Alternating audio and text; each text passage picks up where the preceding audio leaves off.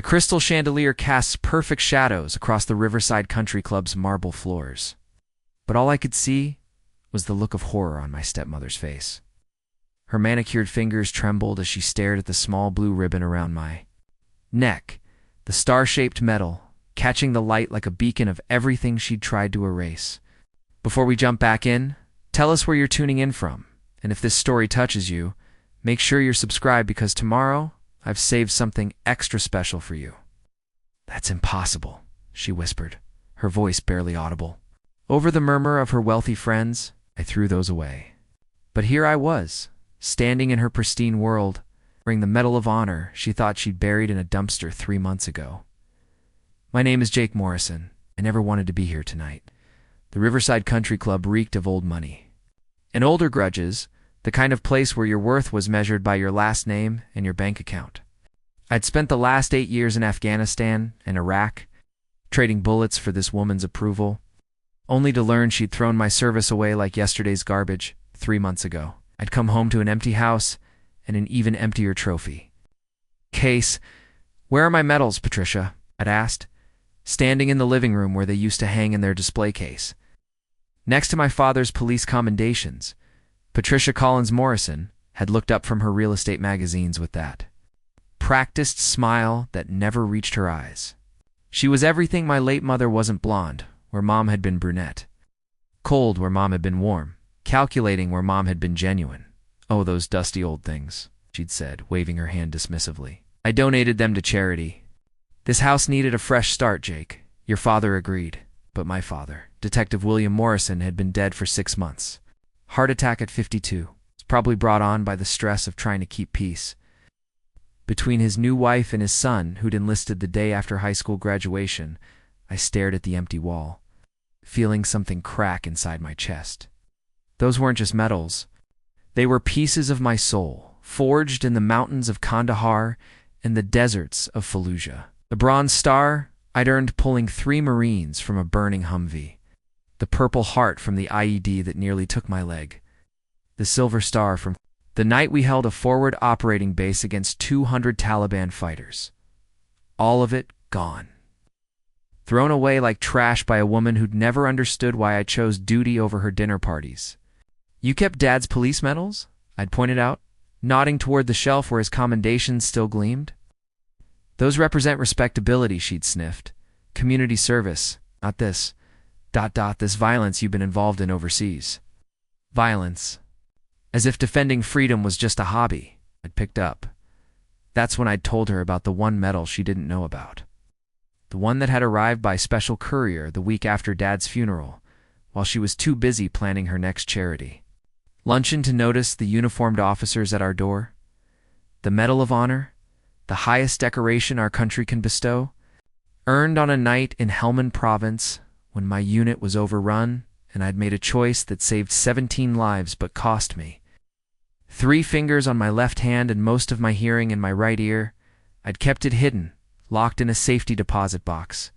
At First National, because something deep down had warned me that Patricia would find a way to diminish even that now. 3 months later, I stood in her country club wearing that medal, watching her perfect world crumble like the walls of the compound I'd defended that night in Afghanistan. The evening had started differently. I'd received an invitation in my cramped studio apartment across town, not from Patricia, but from the country club's Veterans Committee. They were honoring military families, and somehow my name had made it onto their list. Probably through my father's police connections. Before Patricia could scrub me from their social registry entirely, I almost hadn't come. What was the point? Patricia had made it clear I wasn't welcome in her circles. But then I'd thought about my father, about how proud he'd been when I enlisted, how he'd told everyone at the precinct that his son was serving his country, so I'd put on my dress blues, pinned my remaining ribbons to my chest, and drove my beat-up Ford to the most exclusive zip code in the city. The country club's ballroom was everything I'd expected: crystal glasses, imported flowers, and the kind of people who'd never missed a meal or wondered if they'd make it home alive. Patricia held court near the bar, surrounded by her usual crowd of real estate clients and tennis partners, each trying to outdo the others with stories of their children's achievements. Madison just became a partner at the law firm, one woman, was saying, her diamond tennis bracelet catching the light, only 28 years old. Well, Connor's startup just went public, another replied.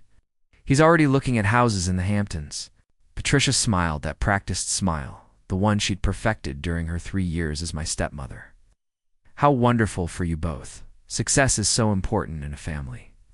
That's when she saw me. I watched the color drain from her face as I approached. My dress blues crisp and my bearing straight, despite the limp I'd carried home from my last deployment. The conversations around her died as her friends noticed her reaction. "Hello, Patricia," I said quietly, stopping just outside their circle. She recovered quickly. I'll give her that. The mask slipped back into place, though I could see the panic. In her eyes, "Jake," she said, her voice carefully neutral. "What a ... surprise. I didn't know you were coming tonight." "The Veterans Committee invited me," I replied. "Something about honoring military families." One of her friends, a thin woman with gray hair and kind eyes, stepped forward. "You must be William's son," she said warmly. "I'm Dorothy Chen. I served on the police auxiliary with your father. He was so proud of your service." Patricia's jaw tightened almost imperceptibly. "Yes, well, that's all in the past now. Jake's finding his way in civilian life, finding my way, as if I were a lost child instead of a decorated combat veteran." "Branch did you serve in, dear?" Dorothy asked, ignoring Patricia's obvious discomfort. "Army," I replied. 8 years, 3 deployments. "Any decorations?" asked another woman, genuine interest in her voice. Patricia jumped in before I could answer. "Oh, you know how these things are. Everyone gets a participation trophy these days." The words hit like a slap. Participation trophy. For 8 years of service? 4 nights spent watching for snipers while she slept safely in her suburban fortress.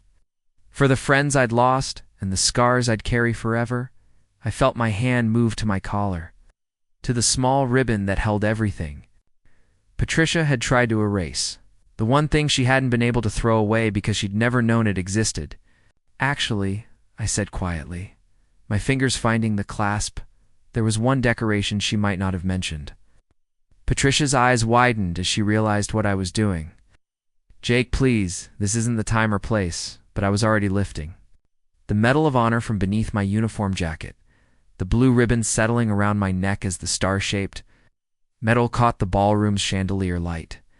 The silence that followed was absolute. Dorothy Chen's hand flew to her mouth, at her eyes, wide with recognition. The other women stepped closer, drawn by the unmistakable significance of what they were seeing. Even people at other tables began to turn, whispers spreading through the ballroom like ripples on a pond. "Is that?" Dorothy whispered. "The Medal of Honor," I confirmed, my voice steady, despite the storm raging in my chest. Patricia's face had gone from pale to ashen. Her carefully constructed world was fracturing in real time, each crack visible in the way her friends looked at her with a dawning understanding she'd thrown away. Ow. The medals of a Medal of Honor recipient. She'd dismissed the service of someone who'd received the nation's highest honor for valor. She'd called it a participation trophy, in front of her country club friends, her social circle, her carefully cultivated image of respectability and success. The woman who'd bragged about her stepson, making partner, suddenly seemed very small. The one whose daughter had gone public with her startup looked at me with new respect. Dorothy Chen, who'd known my father, had tears in her eyes. "Jake," she said softly, "your father would be so proud." But Patricia just stood there, staring at the medal that represented everything she'd tried to erase. Realizing that some things couldn't be thrown away, couldn't be dismissed, couldn't be hidden from the light of truth. The night was just beginning. The silence stretched like a taut wire ready to snap. I could feel every eye in the ballroom trained on us, conversations dying mid-sentence as words spread through the crowd. A Medal of Honor recipient was standing in their midst. His stepmother had thrown away his service decorations like garbage. Patricia's mouth opened and closed soundlessly, her usual composure completely shattered. For the first time since I'd known her, she had no perfectly rehearsed response, no cutting remark designed to put me in my place. Preparing and narrating this story took us a lot of time, so if you are enjoying it, Subscribe to our channel, it means a lot to us. Now back to the story. Dorothy Chen broke the silence first. Jake, would you tell us how you earned this? Her voice was reverent, kind of respect I'd never heard in Patricia's house. I glanced at Patricia, seeing the desperation in her eyes. She was silently pleading with me not to make this worse for her, not to expose her cruelty in front of the people whose opinions mattered most to her social standing. Part of me wanted to walk away, to take the high road my father had always preached. But then I thought about coming home to that empty display case, about her dismissive words, about how she'd called my service violence and my medals participation trophies. It was October 15th, 2019, I began, my voice carrying across the now silent ballroom. Forward Operating Base, Chapman in Helmand Province. My unit was providing security for a medical evacuation when we came under attack from approximately 60 Taliban fighters. I could see Patricia growing smaller with each word, her friends hanging on every detail. The woman who'd spent 3 years trying to erase my military service was about to learn exactly what she'd thrown away. The medevac helicopter was carrying wounded Afghan civilians, including children, I continued. When the attack began, my squad was separated from the main force. The enemy had surrounded the landing zone, and the chopper couldn't take off safely. Margaret Walsh, one of Patricia's tennis partners, leaned forward. What did you do? I volunteered. To draw their fire away from the helicopter, I said simply. My team leader ordered me to wait for backup, but those kids would have died if we waited. So I disobeyed orders and advanced on the enemy position alone. Dorothy's hand was pressed to her heart alone. For 47 minutes, I nodded, until reinforcements could break through. I used the terrain to my advantage, drawing the fighters away from the landing zone and into a canyon where I could control the engagement. The helicopter got out safely with all the wounded. How many enemy fighters did you face? Asked another woman, her voice barely above a whisper. 60 went in. 17 came out.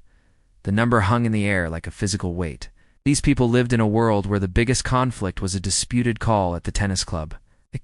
They couldn't fathom what it meant to face down those odds, to make that choice. Patricia finally found her voice. Jake, please, this isn't necessary. Isn't it necessary? Dorothy turned on her with surprising fire. This young man is a hero, Patricia. He's a genuine American hero. And you're embarrassed by it? I'm not embarrassed, Patricia protested weakly. I just think there are more appropriate venues for war stories. War stories. As if the worst night of my life was entertainment for her dinner parties. Mrs. Morrison, said a new voice from behind me. I turned to see Robert Hawkins, the country club's president, approaching with what looked like half the board of directors in tow. I hope you don't mind the interruption, but word has reached us about tonight's revelation. Patricia's face went from pale to green. Country club's leadership, witnessing her humiliation, was her worst nightmare come to life. Mr. Hawkins, she stammered. I can explain. No explanation necessary, he said smoothly, but his eyes were cold as they fixed on her. We're simply honored to have Sergeant Morrison here tonight. We had no idea we had a Medal of Honor recipient in our community, Sergeant Morrison. In 3 years, Patricia had never once used my rank when introducing me to her friends. Always. Just my stepson Jake, or William's boy, as if my military service was something to be minimized. We'd be privileged to hear more about your service, Mr. Hawkins continued, directing his attention to me. If you're comfortable sharing, of course. I looked around the ballroom, at faces that had transformed from polite disinterest to genuine respect in the span of minutes. These people understood honor, even if they'd never earned it in combat. They understood sacrifice, even if theirs had only involved check writing. I'd be happy to, I said. What followed was something I'd never experienced in Patricia's presence. Respect. The crowd gathered closer as I shared stories not of violence but of brotherhood. Of the medic who'd saved my life during the IED attack that earned me the Purple Heart. Of the Marines I'd pulled from that burning Humvee, who'd gone home to their families because we'd acted faster than fear. I talked about forward operating. Base Chapman, about the Afghan interpreters who'd risked their lives to help us, about the children in that medevac helicopter who'd grown up to attend school because we'd held that line for 47 minutes. Patricia stood frozen on the periphery, watching her carefully constructed narrative crumble. For 3 years, she'd painted me as a directionless young man who'd chosen violence over education, chaos over stability. Oh my. She'd told her friends I was finding myself and needed to settle down and find real work. But now they were hearing the truth about the leadership schools I'd attended, the lives I'd saved, the commendations I'd earned from generals and foreign dignitaries, about the veterans organizations I volunteered with, the PTSD support groups I helped facilitate, the college degree I'd completed online between deployments. I can't imagine the courage that must have taken, Margaret Walsh said, when I finished describing that night in Helmand. To face those odds alone, I wasn't alone, I corrected gently. I carried every Marine, every soldier, every person I'd served with into that canyon. Their training, their trust, their belief in the mission, that's what saw me through. Dorothy Chen wiped tears from her eyes. Your father would be bursting with pride right now. Tricia flinched at the mention of my father, and I saw guilt flicker across her features. Dad had been proud of my service. He'd kept newspaper clippings of my unit's achievements. Had called me after every promotion. Had bragged to his fellow officers about his son, the soldier. It was only after his death that Patricia had begun her campaign to erase my military identity, to transform me into something more palatable for her social circle. I think we should make this official, Mr. Hawkins announced suddenly. Sergeant Morrison, would you allow us to honor your service at our Veterans Day Gala next month? We'd like to present you with the club's Distinguished Service Award. That irony was almost too perfect. Patricia had been angling for recognition at this club for 3 years, desperate to be accepted by its elite membership. She'd donated thousands to their charities, volunteered for their committees, played by their unspoken rules of social hierarchy, and now they were offering to honor the stepson she'd tried to hide. I'd be honored, I said, meaning it. As the crowd began to disperse, turning to their conversations with a new energy, Patricia approached me with desperate eyes. Jake, she said quietly, we need to talk. I studied her face, seeing something I'd never seen before. Vulnerability. The confident, controlling woman who dominated my father's final years was gone, replaced by someone who'd finally realized the magnitude of what she'd done. Yes, I said simply. We do. But that conversation would have to wait. The night was far from over, and the weight of the Medal of Honor around my neck felt lighter than it had in months. For the first time since coming home, felt like I was exactly where I belonged. The country club's garden terrace was empty except for the two of us. Patricia had led me outside after the crowd dispersed, her usual commanding presence replaced by something I'd never seen before. Genuine fear, not of me, but of the consequences of her actions finally catching up to her. She stood by the marble, railing, her hands trembling as she gripped the stone, the confident woman who'd controlled every aspect of my father's social life. For 3 years looked fragile in the moonlight. I need you to understand, she began, her voice barely above a whisper. I never meant for it to go this far. I remained silent, letting her words hang in the cool night air. After 3 years of being talked over, dismissed, and belittled, I wanted to hear what she had to say when her back was against the wall. When your father died, she continued, I was lost. This house, these people, this life, it was all I had left of him. And you, ... you reminded me of everything I couldn't control, the parts of his life that belonged to someone else first. She turned to face me, tears threatening to spill from her eyes. Your mother's wedding photos were still in his desk drawer. Her recipes were still in the kitchen, and your medals on that wall, they were proof that his most important relationships had nothing to do with me. The admission hung between us like a confession. For the first time, I was seeing past the cold, calculating stepmother to the insecure woman underneath. So you threw them away? I said quietly. I donated them to Goodwill, she corrected, as if that somehow made it better. I told myself they'd find their way to someone who'd appreciate them more than you seemed to. Appreciate them more? The words came out sharper than I intended. Patricia, those medals weren't decorations. They were pieces of my soul. She flinched. At my tone, I know that now. Listening to you tonight, seeing how those people looked at you, I understand what I destroyed. Do you? I stepped closer, the Medal of Honor still gleaming against my dress blues. Do you understand that the bronze star you threw away was earned when I carried 3 Marines through a minefield? That the Purple Heart represented shrapnel that's still in my leg? That each one of those ribbons cost me something I can never get back?" Patricia's composure finally cracked completely. Tears streamed down her cheeks, ruining her perfect makeup. "I was jealous," she sobbed. "Jealous of a dead woman. Jealous of your service. Jealous of the pride in your father's voice when he talked about you. He never talked about me that way." The raw honesty of her confession caught me off guard. In 3 years, she'd never shown me this level of vulnerability. "He loved you," I said softly. "He chose to marry you." "But he loved you more," she replied. "You were his legacy. I was just ... company." I thought about my father, about the man who'd raised me to believe in honor and service. He'd loved Patricia, but he'd also loved my mother's memory. He'd been proud of my service, but he'd also wanted peace in his home. He tried to balance it all, and maybe that had been impossible from the start. "What happens now?" Patricia asked, wiping her eyes with a trembling hand. It was a good question. The damage was done. Her reputation at the country club was in ruins. Her friends had seen her true character exposed. The woman who'd spent 3 years climbing the social ladder had fallen in the span of an hour. But standing there, looking at her broken facade, I realized I had a choice to make. I could destroy her completely, expose every cruel comment and dismissive gesture she'd subjected me to over the years. I could tell the story of how she'd tried to erase my identity, how she'd made me feel unwelcome in my own father's house. Or I could choose differently. "You're going to get those medals back," I said finally. Her eyes widened. "Jake, I can't. They're gone.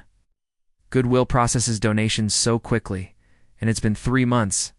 Then you're going to replace them." I interrupted. "Every single one. The Bronze Star, the Purple Heart, the Silver Star, the Combat Infantryman Badge, the deployment ribbons, all of it." She nodded frantically. "Yes, of course.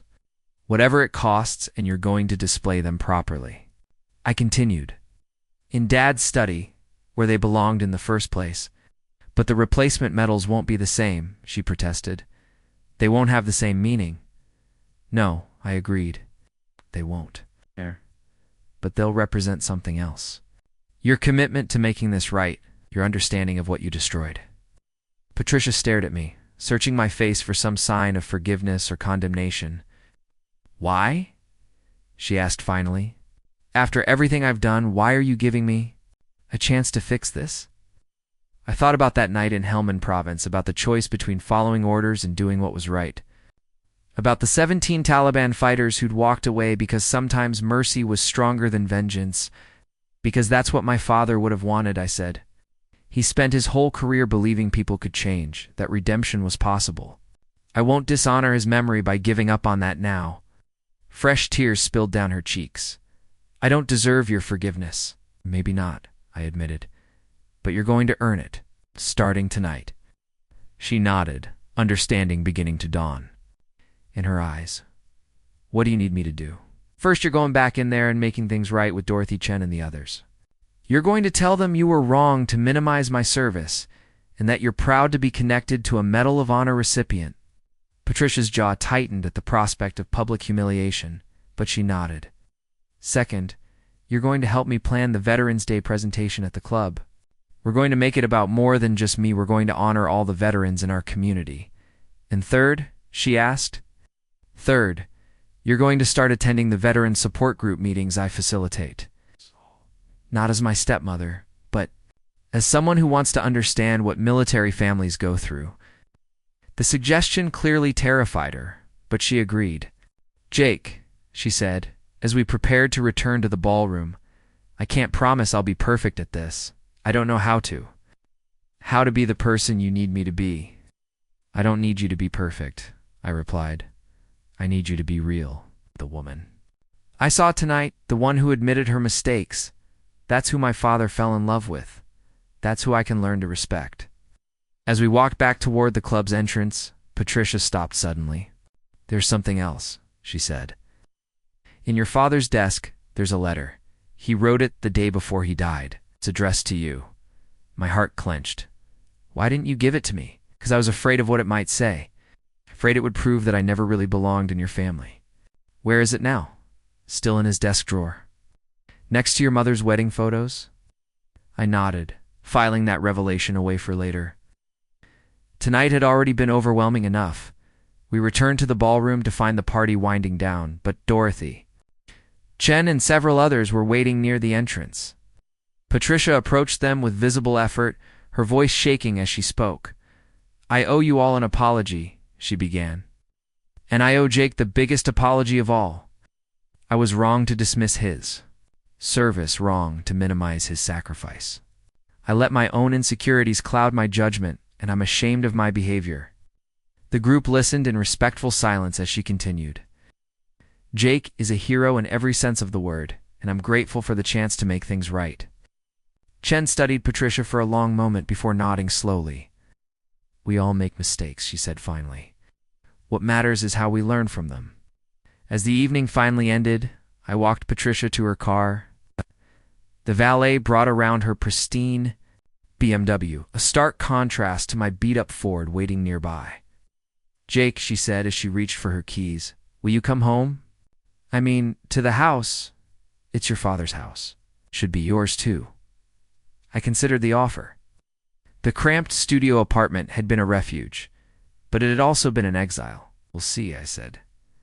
Let's take this one step at a time, she nodded, understanding that trust would have to be rebuilt slowly. As I drove home through the quiet suburban streets, I fingered the Medal of Honor still hanging around my neck. Tomorrow, Patricia would begin the long process of replacing what she'd thrown away. But tonight, I learned something more valuable than any decoration. Sometimes, the greatest victory isn't defeating your enemy, it's helping them find their way back to their humanity. My father would have been proud of that lesson. And for the first time since his death, I felt like his son again. Up next, you've got 2 more standout stories right on your screen. If this one hits the mark, you won't want to pass these up. Just click and check them out. And don't forget to subscribe and turn on the notification bell so you don't miss any upload from us.